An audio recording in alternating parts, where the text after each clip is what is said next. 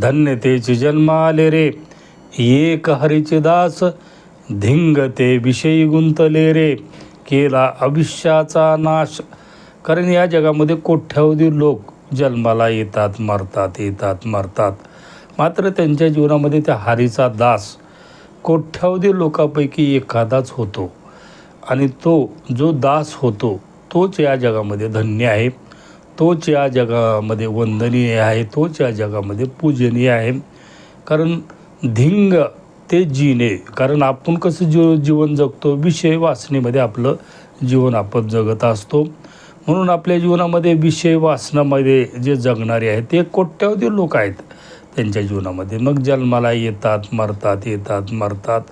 मग त्यांच्या जीवनामध्ये हे जन्म मरणाच्या बंधनामधून ते सुटतच नाहीत. म्हणून त्यांची येरझार त्यांच्या जीवनामध्ये संपत नाही, त्यांचं आयुष्य वाया जात